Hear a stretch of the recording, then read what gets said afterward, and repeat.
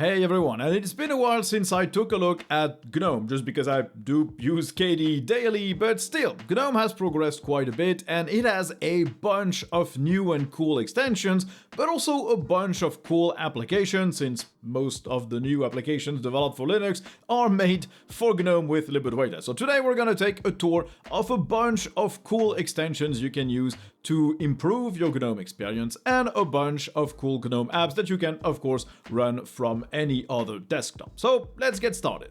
So first, we're gonna have Floating Mini Panel. This is an extension you can get from the Extension Manager application. It's available on FLATHUB. You can just install it in one click. It lets you browse all the extensions you want and install them immediately. Now this one required me to install the Disable Unredirect extension as well for some reason, which just disables unredirect to full screen. Don't think it has many other impacts, but it does enable you to run that floating mini panel. What it does is it just replaces your usual GNOME top bar with a mini panel that you can move using this little handle over here. It just displays the time and date and the notifications as well, and the quick settings. You do not have a button for activities in this mini panel, but you can, as always, invoke that view with just a press of the super key if you prefer, or you can obviously enable the top corner if that's something you want. This is a very handy one if you like a clean experience. You don't want to always have that top panel, that black bar on top, and I think it looks pretty neat. It's just a very minimal thing, and obviously you can just place it wherever you want, and Windows will not cover it, so you can always see it at any point. It's a good one.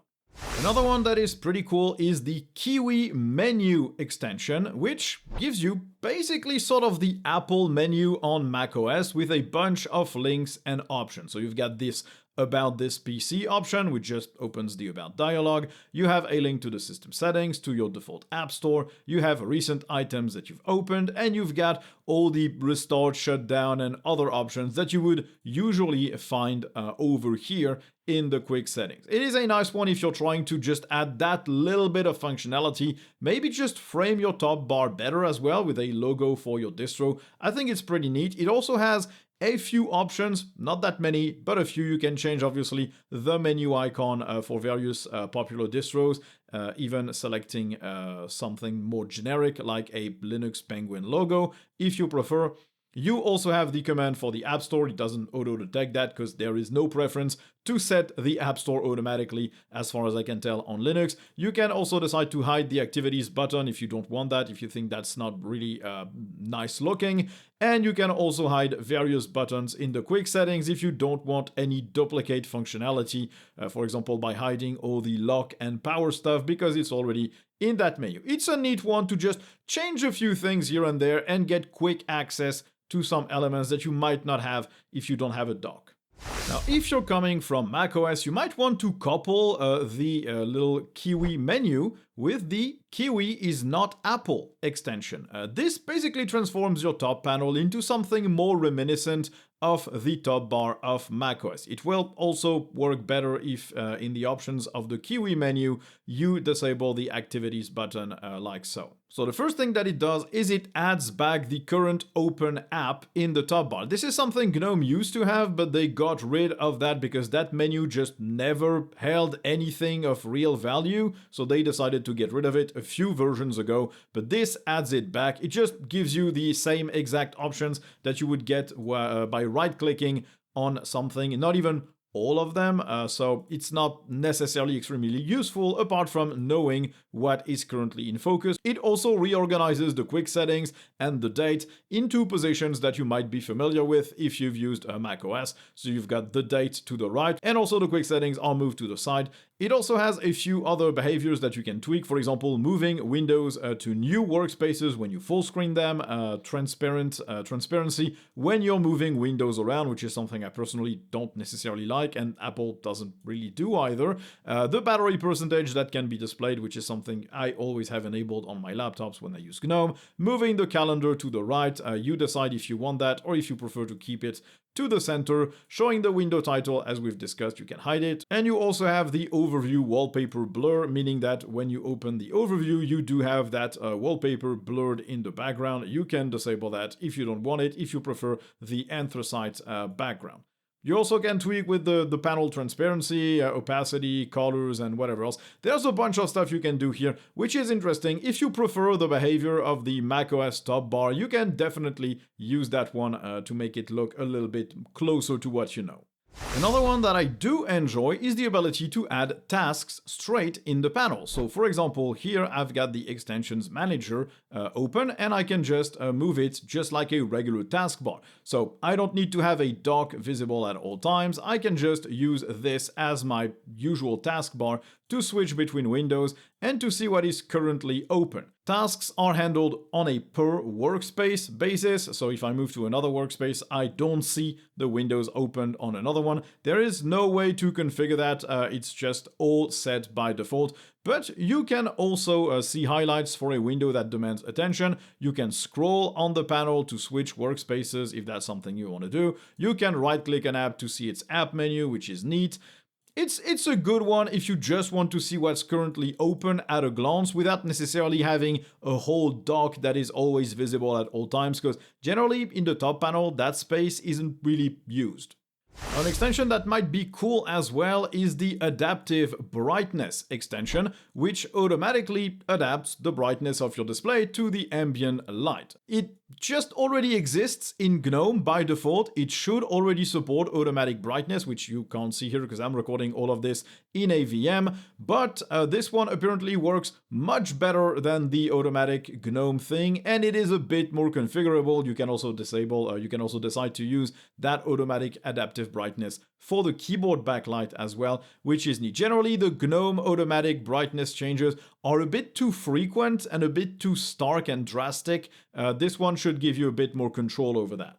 Now, another extension that you might like if you often use the picture-in-picture mode of various web browsers is an extension called In Picture. Basically, what it does is it grabs the picture-in-picture windows that web browsers display, and it lets you configure them. So you can have them always on top if you want, which is not something that is properly handled on all desktops or all distros. You can also decide on which corner they appear by default. If you want to set margins for those picture-in-picture windows. You can also hide those picture-in-picture windows from all overviews and taskbars and task lists as well. And all you have to do is to add the title of the picture-in-picture windows that are currently being displayed. So for example, here for Firefox, this is called picture-in-picture.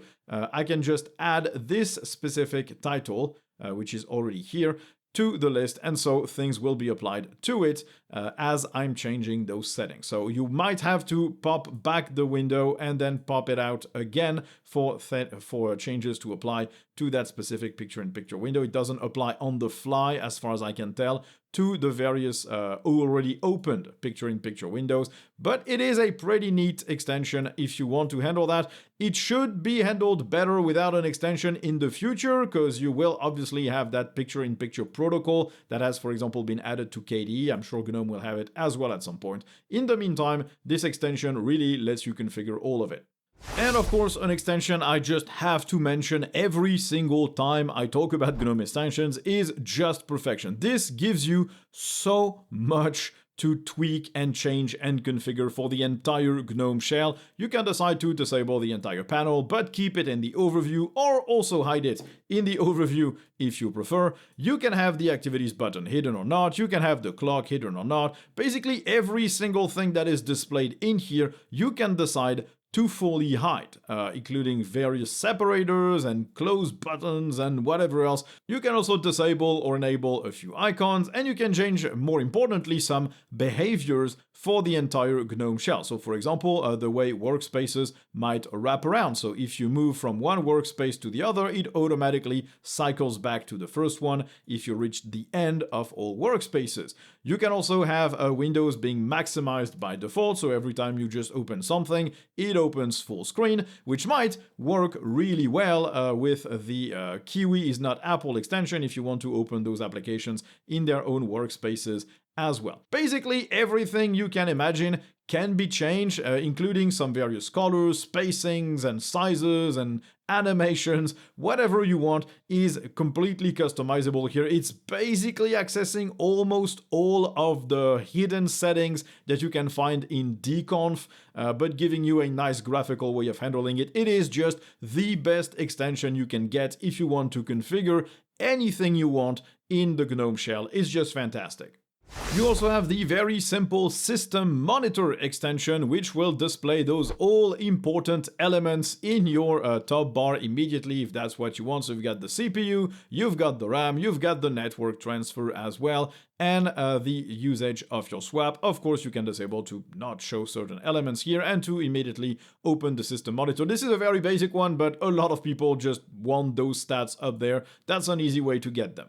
And of course, one you might always want to add to GNOME is the App Indicator and Case Status Notifier Item Support extension, which is one clumsy name. This just gives you your system tray back. So every app that displays a system tray icon will just appear back into the top bar as well. This is something I know a lot of people want. GNOME has tried to replace that with background apps, but this just hasn't moved fast enough. You just don't have the same options. It's an extra click. It's just not the same functionality. So if you do use plenty of apps that display stuff in the system tray, this is the extension you actually want to install. It's well known, but it's super useful. And finally, if you want to configure your GNOME lock screen straight from the lock screen, you've got Lock Screen Extension. This gives you a button straight from the GNOME lock screen, which lets you configure stuff straight from there. So if you prefer a gradient, maybe I want something from blue to purple, for example, this will just change my gradient accordingly. Note that you do have to type enter every time you change one of those settings, but this lets you configure that. If you prefer having an image but you want to blur it, you can select the blur radius that you want. It will use your automatic wallpaper, but just blur it if you prefer. You can also decide to center the image, to contain it, so it's the exact proportions. You decide a few things here and there. It's minimal, but it does let you get a bit more control over how that lock screen works, which is, I think, pretty neat, especially since GNOME started adding some media controls and other stuff straight from that as well. So that's for the GNOME extensions. A few of those you probably already knew, just perfection, the system tray stuff, etc. But some are relatively recent or even kind of brand new, so I just thought I would showcase them as well. They might help with bringing your GNOME desktop more to your liking. GNOME is a great platform in its vanilla form, but a lot of people are just not used to how it works or just prefer things another way, and having those options at your fingertips is good. You can all install them from Extension Manager, and they all support GNOME 49, the very latest version of GNOME, so those are not unsupported stuff that you'll have to tweak. For now, they work until maybe the next update of GNOME, which will maybe break them. Now, in terms of applications, the first one I wanted to showcase is Bazaar. This is an app store that only works for Flatpak applications. It will not display anything from your package repos, so it's mostly a FLATHUB app store. But if you do use Flatpaks, you'll get a very nice interface. I would argue better than the GNOME software experience. It recently received a brand new redesign, which looks much better, much more like GNOME software as well, but also it does give you a ton of information at a glance in each applications page. So the download sizes, the licenses, if it works on mobile, desktop, and whatever else, the ages, the downloads per month that you can see for each app, if it has been downloaded a lot or not, so you can maybe start thinking, is it good or not, and obviously the remote that it comes from. You've got all the usual screenshots, which used to be in a side panel, now they're just displayed next to the application itself. I must say I prefer the multiple panel design, I thought it was more navigable, but this is still pretty good, and you've got all the links that you need. It is more reminiscent of the GNOME software app store, but it also does have a few more things here and there, letting you see Git forge stars, also letting you filter what you want to see, also having a theme for the progress bar if you want. And if you start installing multiple apps, you will also get a queue of multiple installs, which will display up there so you can see what is actively being done currently on your system. You can queue those downloads, you can pause them, and you can view everything that has been done, which I think is a neat touch as well, because on GNOME software, if you start multiple installations, you will just have to go back to every single app page to see what happened. I think it is a great one, but it only works if you use Flatpak, of course. Another application I often discuss and showcase is Planify. Planify is a wonderful project or task management application. If you've used OmniFocus on Mac, it's sort of this, but a little bit more lightweight. So you've got your usual inbox system where you just create new tasks. You can obviously create everything that you want. So for example, a task list here. This is just a regular task, but you can schedule it with a specific date, choosing a date, choosing a repeat time, and also a specific time of day. You can add subtasks to it, you can add attachments, you can add labels, you can set priorities, you can add reminders, you can pin tasks so they appear on top of each list they are on. You can use them as a note instead of a task, you can duplicate, move them, whatever the hell you want. You've got your triage system for stuff that is due for today, stuff that is scheduled, all the labels that you can create and manage over here. But in every single project that you create, which lets you slot tasks in, here it is the default Meet Planify project, you also have subsections which you can create, which can be collapsed as well and can host various tasks.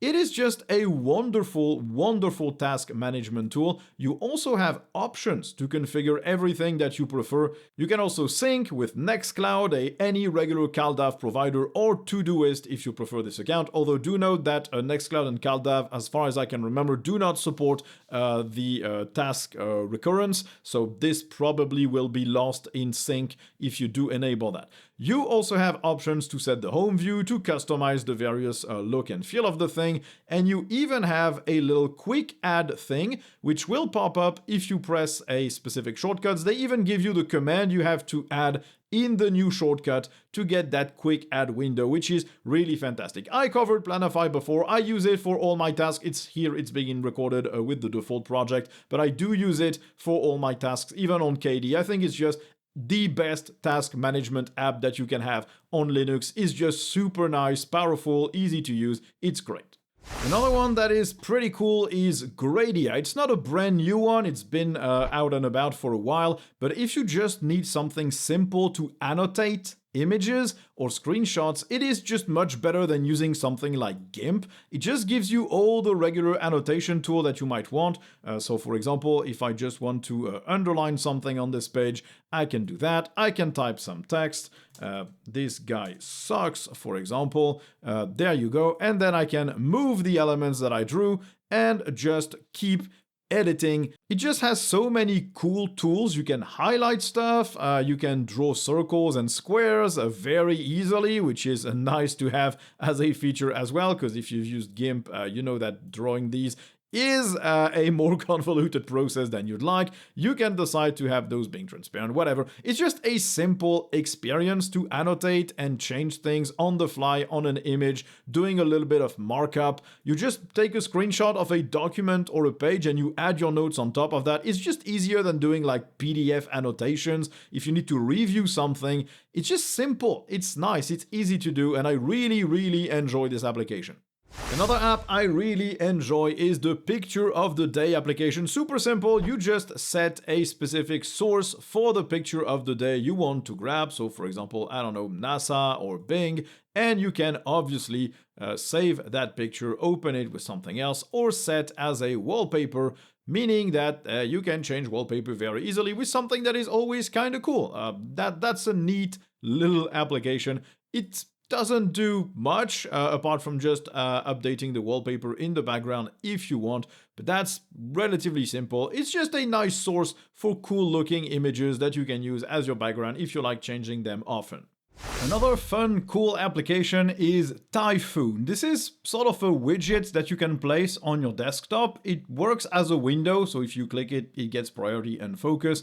It's really simple. It's just going to show you your weather where you live or at any place that you decide to set, and that's about it. It gives you a few options for the temperatures, for the wind speeds, and for the color as well. if you want that. But that's about it. It's a very, very simple little widget that is sort of stylish, works really well. If you like to have the weather at all times and you don't want to add an extension on the panel up top, you can always use that. It also will appear, unfortunately, in the overview, where you would probably just want it to fade away like a widget, but since GNOME doesn't have a specific widget system, I guess that's not too bad. Another application I enjoy is Constrict. This is something that lets you compress videos. The thing is, it's not working on the basis of, oh, what resolution do you want to compact this? It's working on which size do you want to reach, because generally when you want to upload a video somewhere, you have size limits, for example, on Discord. So you can just set a target size and it will automatically change the quality, potentially the codec, the frame rate limit, and all that jazz to make it fit in the specific size that you selected. So for example, this video here is about 10 megabytes. If I want to shrink it down to 5 megabytes, it's going to transform it to 480p instead of 1080p. It will obviously use the GPU if you want, and you can set a specific suffix to append at the end of the file name, so you can get whatever you want in terms of the naming of the video. It is pretty speedy. This is on a VM as well, which doesn't have a dedicated GPU either, and yeah, it's progressing quite fast for this little video. And that's it for this edition of the Applications and Extensions Showcase. Those are pretty nice. Some of them are mostly new, some of them are a little bit older, but they're all cool little tools that you can use, the apps on any desktop, and obviously the extensions on GNOME specifically to tweak how your desktop works. I hope you enjoyed the video, and I'll leave you in the capable hands of myself telling you about our sponsor, Tuxedo Computers. You all know about them by now if you've been watching this channel for a while. They make laptops and desktops that ship with Linux pre-installed. You can slap any distro you want because the hardware is very compatible with Linux, and they even have repos that let you enable a bunch of things that generally distros don't support out of the box, like a light bar or changing the color of the keyboard backlight. Stuff like that, that their laptops can support. You have plenty of options for the hardware, for the form factor, for the internals, for the keyboard layout that you want on your laptop, and more. I personally only use their computers to do anything on this channel, on my Warhammer channel. All my gaming is done on one of their computers as well. I just use their stuff every day. They're really cool. The link, as always, is down in the description. Thank you all for watching the video. You know where all the YouTube buttons are. Do click them and do whatever you need in the comment section as well. And as always, I guess you'll see me in the next one. Bye!